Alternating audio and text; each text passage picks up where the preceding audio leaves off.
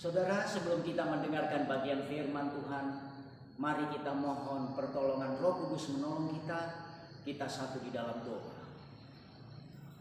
Tuhan Allah Bapa di surga, Bapa yang kami sembah di dalam Tuhan kami Yesus Kristus, saat ini kami akan belajar mendengarkan suara Tuhan melalui firman-Mu yang akan kami baca dan dengarkan. Kiranya Roh Kudus memberkati akal budi kami sehingga kami dapat memahami, mengerti dan melakukan firman Tuhan. Tuhan tolong hamba-Mu, kami siap membuka hati kami dan firman-Mu kiranya menjadi rema, makanan bagi jiwa rohani kami, dan pada akhirnya kami semakin mengerti akan rencana dan kehendak Tuhan dalam hidup kami. Inilah hidup kami ya Bapa. Berfirmanlah kepada kami. Kami siap mendengarkan firman dalam nama Yesus. Amin. Salam sejahtera. Selamat sore saudara-saudaraku yang diberkati oleh Tuhan kita Yesus Kristus. Pada petang hari ini dalam ibadah tebusan, walaupun kita berada di rumah kita masing-masing dan renungan bagian firman Tuhan yang akan kita dengarkan melalui alat audiovisual yang ada pada kita, saya yakin akan memberkati kita. Pembacaan firman Tuhan pada saat ini, pembacaan firman Tuhan dalam Bilangan pasal 9 ayat 15 sampai 23. Bilangan pasal 9 ayat 15 sampai 23 mengatakan demikian. Tiang awan memimpin perjalanan Israel. Pada hari didirikan kemah suci, maka awan itu menutupi kemah suci, kemah hukum Allah, dan pada waktu malam sampai pagi awan itu ada di atas kemah suci, kelihatan seperti api. Demikianlah selalu terjadi, awan itu menutupi kemah dan pada waktu malam kelihatan seperti api.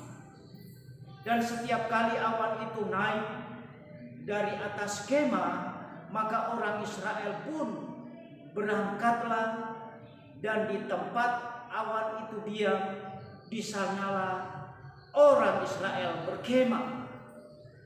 Atas titah Tuhan orang Israel berangkat, dan atas titah Tuhan juga mereka berkemah.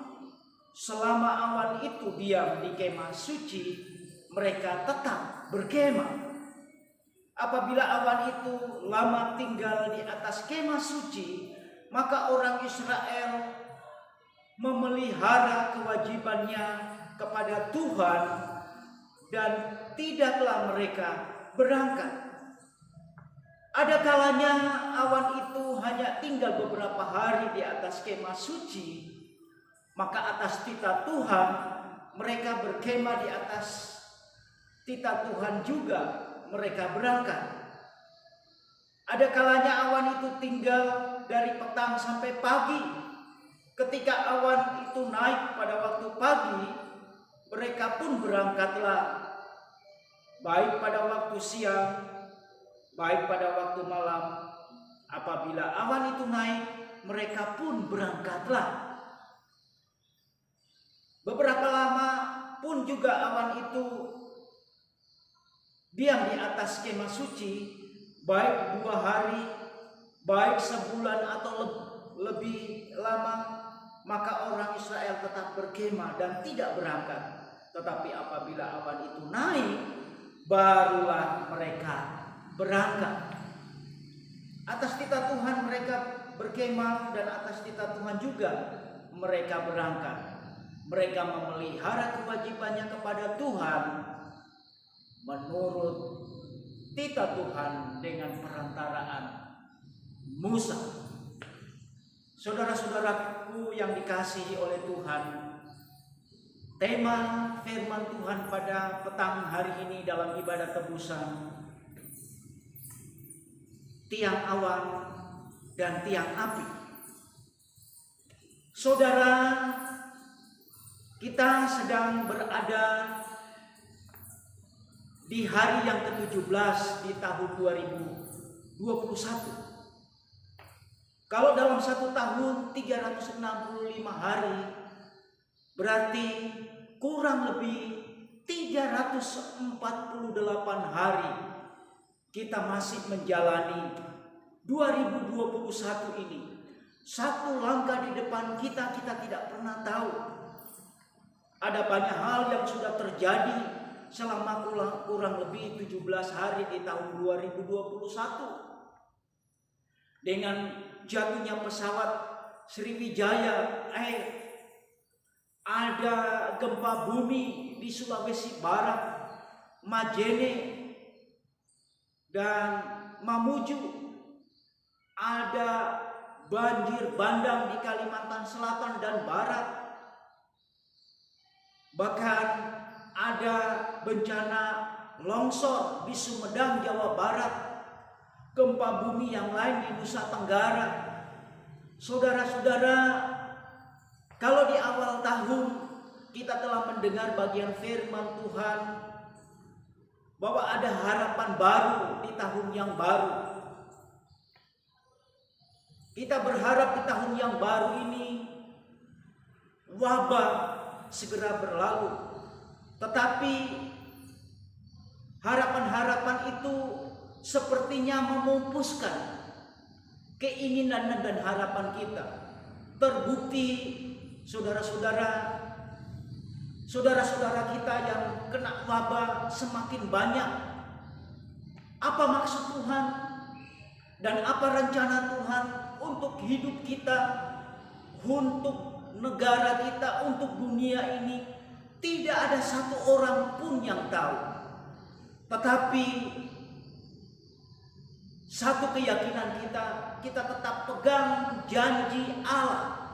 Kita tetap klaim janji Tuhan, penyertaannya tetap ya dan amin dalam hidup kita. Sebagaimana juga bagian firman Tuhan yang sudah kita baca di dalam Bilangan pasal 9 ayat 15 sampai 23. Tiang awan dan tiang api. Janji Tuhan kepada Musa dan seluruh bangsa Israel bahwa ia akan memimpin mereka keluar dari tanah Mesir menuju tanah yang dijanjikannya kepada nenek moyang mereka. Hal ini dibuktikan dengan kehadiran Tuhan di tengah-tengah mereka melalui tiang awan dan tiang api. Ada banyak resiko dan ada banyak yang mengancam dalam perjalanan itu, saudara-saudara. Tetapi penyertaan Tuhan bagi umatnya selalu iya dan amin, selalu nyata. Adapun bahaya, adapun resiko, ada penyakit, ada bencana alam, ada berbagai macam bahaya yang dihadapi oleh orang Israel. Perjalanan mereka dari Mesir ke tanah Kanaan, sebagaimana di awal tahun ini yang sudah kita alami, sepanjang tahun 2020 yang sudah kita alami. Tetapi janji penyertaan Tuhan selalu nyata. Tuhan selalu ada. Saudara-saudara, bahaya besar pertama yang mengancam orang-orang Israel dalam perjalanan mereka menuju tanah Kanaan masih ada kaitannya dengan Firaun yang mengumpulkan segenap kekuatannya untuk mengejar orang Israel. Tentunya dengan maksud agar orang Israel kembali ke Mesir untuk dijadikan budak. Mengapa Firaun mengejar kembali orang-orang Israel sedangkan ia telah memberi izin untuk pergi orang-orang Israel untuk beribadah kepada Tuhan mereka, meninggalkan Mesir menuju tanah Kanaan? Yang pertama,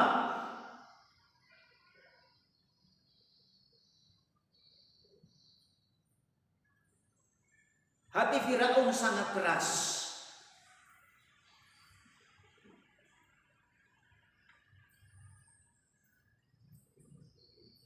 Sejak awal Firaun memiliki hati yang keras, walaupun Firaun sendiri telah melihat kemahakuasaan Allah, telah melihat kemuliaan Allah. Jadi tindakan Allah mengeraskan hati Firaun karena Firaun sendiri telah memilih untuk mengeraskan hatinya. Ingat saudara-saudara, kalau ada sesuatu yang tidak baik dan seseorang mengeraskan hati, karena orang itu sendiri yang memilih. Karena Allah selalu memberikan hak pilihan semenjak manusia diciptakan Allah di Taman Eden. Mau memilih yang baik atau yang jahat, mau memilih taat kepada Allah atau tidak. Jadi pilihan ada di dalam diri manusia itu.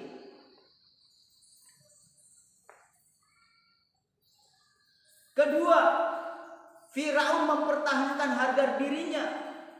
Bagaimana mungkin bangsa Mesir, bangsa yang besar, kuat secara militer, ekonominya yang tangguh, dan disegani oleh bangsa-bangsa di sekitarnya, mengalami gejolak.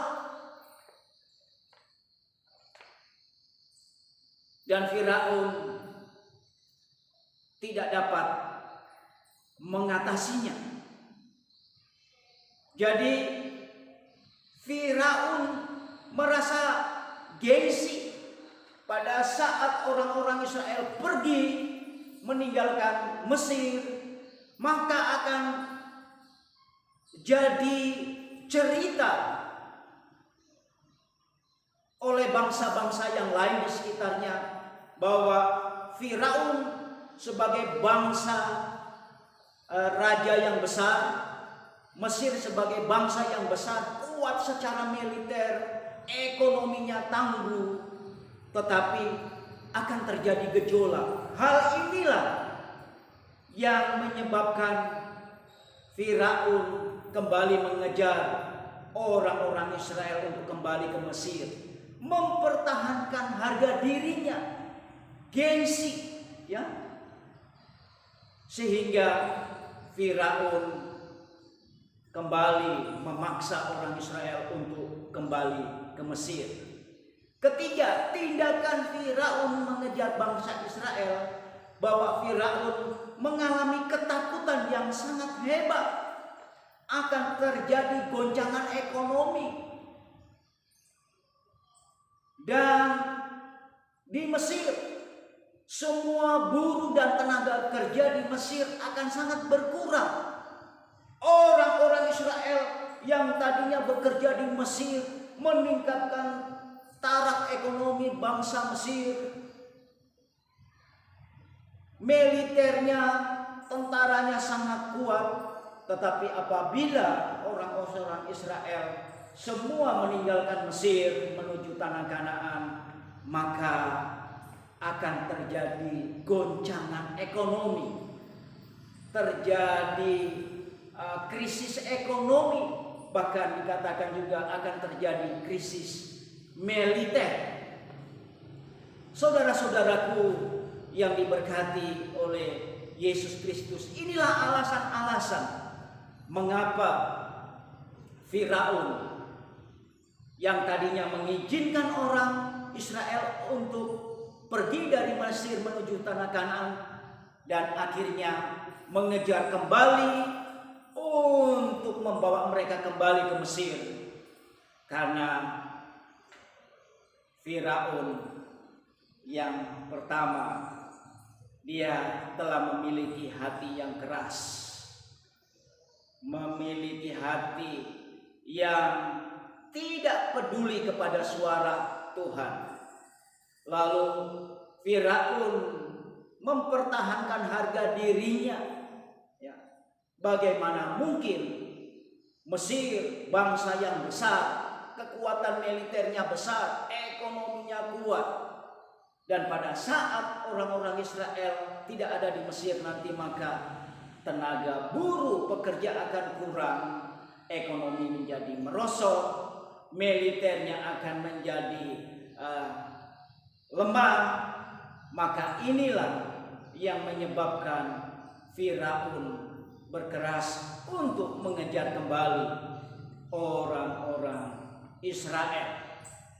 Saudara-saudara, perjalanan orang Israel dari Mesir ke Kanaan ada banyak resiko, ada banyak bahaya, kekurangan pangan dan sandang. Bahaya-bahaya itu, panas dan dingin akan mereka hadapi, ya. Cuaca yang ekstrim, penyakit, bahkan mereka harus menghadapi musuh-musuh yang akan merintangi mereka menuju ke tanah Kanaan. Apa yang dapat kita pelajari dari penyertaan Tuhan melalui tiang awan dan tiang api, saudara-saudara? Yang pertama, saudara-saudara, tiang awan berfungsi sebagai tudung atau payung yang melindungi umat Israel dari panasnya terik matahari. Tiang awan akan menghalangi matahari agar panas terik tidak membakar tubuh orang-orang Israel. Tiang awan menunjukkan arah yang jelas bagi orang Israel untuk berjalan. Tiang awan akan menjadi pemberi tanda atau komando bagi bangsa Israel. Apakah mereka harus berkemah ataukah mereka harus melanjutkan perjalanan? Kalau kita baca di dalam Bilangan pasal 9 ayat 15 sampai 23 tadi. Ya. Jadi yang jelas, saudara-saudara, tiang awan sebagai penunjuk arah perjalanan hidup mereka. Tiang awan menjadi pemberi tanda atau komando bagi bangsa Israel. Mereka harus berkemah atau mereka harus berjalan. Lalu tiang api. Tiang api berfungsi sebagai penerang yang menerangi umat Israel pada waktu malam, sehingga mereka tetap beraktivitas dan tidak tersesat pada waktu berjalan malam hari. Tiang api juga berfungsi untuk menghangatkan udara yang sangat dingin pada waktu malam, sehingga keadaan tubuh orang Israel tetap hangat, tetap prima. Saudara-saudara, selama kurang lebih 17 hari di tahun 2021, mungkin harapan-harapan kita keadaannya lebih baik. Wabah justru semakin meningkat. Saudara-saudara kita, para hamba Tuhan, para wakil rakyat, para pejabat, siapapun dia. Dan kalau kita melihat peningkatan yang sangat tajam dengan adanya wabah di tahun 2020 dan 2021 awal tahun ini. Saudara-saudara, apapun yang terjadi dan akan kita alami pada tahun ini, tetaplah percaya bahwa penyertaannya pasti berlaku dalam hidup kita. Sebagaimana penyertaan Tuhan tetap nyata bagi umat-umat Israel. Perjalanan mereka dari Mesir menuju tanah Kanaan, tempat yang dijanjikan oleh Allah. Walaupun Musa dan Harun, mereka sendiri hanya diperlihatkan tempat tanah perjanjian yang dijanjikan oleh Allah kepada umatnya. Dan pada akhirnya generasi kedua, Yosua dan orang-orang yang diperkenan Tuhan memasuki tanah Kanaan. Saudara, 17 hari di tahun 2021. Masih kurang lebih 348 hari di tahun 2021 akan kita jalani. Bahkan sepanjang perjalanan hidup kita, satu langkah di depan kita, kita tidak pernah tahu apa yang akan terjadi. Dan mungkin harapan-harapan itu tidak sesuai apa yang kita inginkan. Sudah terjadi dan kita alami. Masa-masa yang sulit. Baik dalam keluarga, baik dalam usaha dan bisnis kita. Baik dalam pelayanan kita, baik dalam pendidikan kita.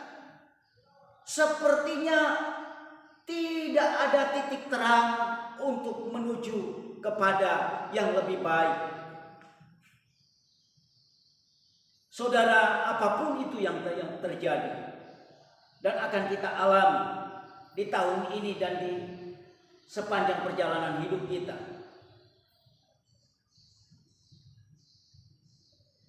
mari kita tetap percaya bahwa penyertaan Tuhan, penyertaan Allah kita yang hidup di dalam Yesus Kristus pasti tetap berlaku dalam hidup kita. Tetap yakini, tetap percaya, tetap klaim janji Tuhan, tetap imani janji Tuhan bahwa penyertaannya sempurna dalam hidup kita. Atau mungkin kita akan mengalami hal-hal yang tidak seperti harapan kita, atau kita akan mengalami yang namanya duka cita sekalipun, kehilangan orang-orang yang kita kasihi.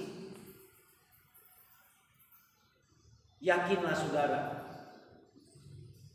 bahwa orang-orang yang hidup, yang taat, percaya, setia sampai akhir hidupnya,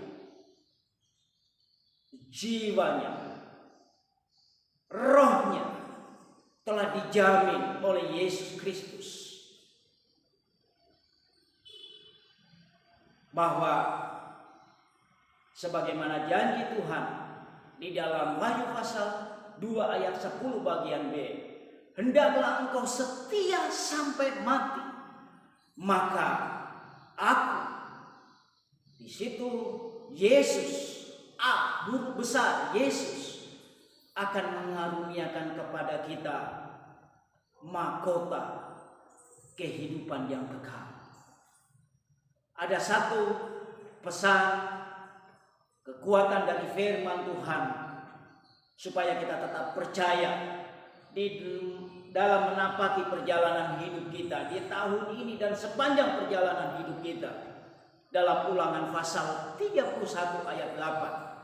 Ulangan pasal 31 ayat 8. Saya yakin bagian firman Tuhan ini akan memberkati saya dan saudara untuk menapaki, untuk menjalani, untuk menghadapi masa-masa yang sulit sekalipun, untuk menghadapi masa-masa tidak sesuai dengan harapan kita.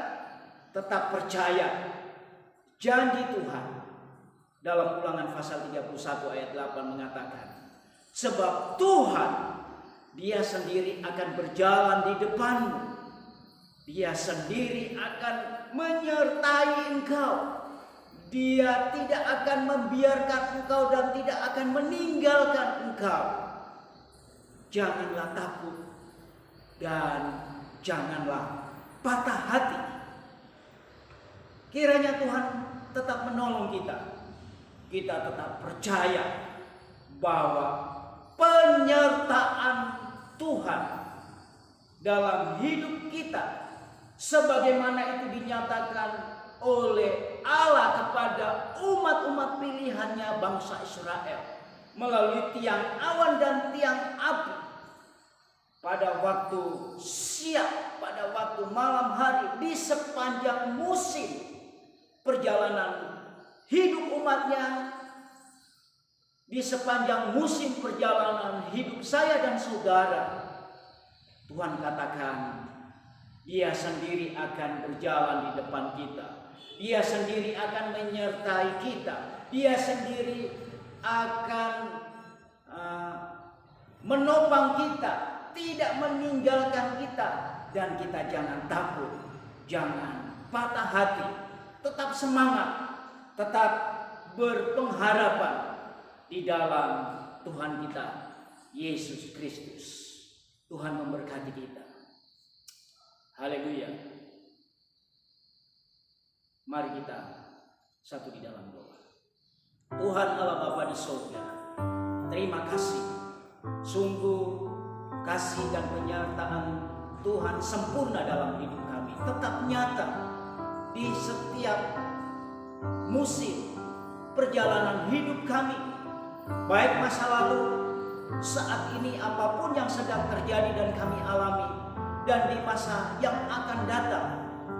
Tuhan tetap menyertai kami. Tuhan tidak pernah meninggalkan kami.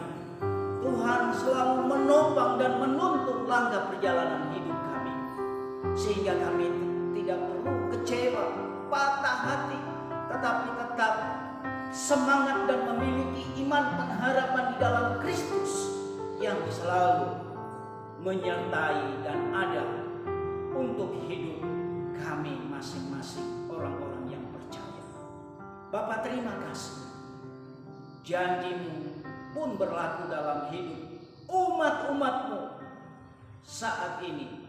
Kepada semua jemaat-Mu di Korok Jepol, dimanapun, apapun yang sedang mereka alami, apapun yang sedang mereka rencanakan dan usahakan untuk pengembangan ekonomi, untuk pengembangan usaha dan bisnis mereka, Tuhan selalu ada. Dan biarlah kami tetap diberikan hati yang kuat, kami diberikan kekuatan iman, sehingga dalam masa-masa ini kami tetap percaya tinggal Dia, maka Tuhanlah yang turut bekerja mendatangkan kebaikan bagi mereka yang terpanggil sesuai dengan rencana Allah. Inilah hidup kami ya Bapa, inilah doa kami. Kabulkan di dalam kehendak-Mu demi Tuhan kami Yesus Kristus. Jemaat sekalian, arahkanlah hati dan pikiranmu hanya kepada Tuhan.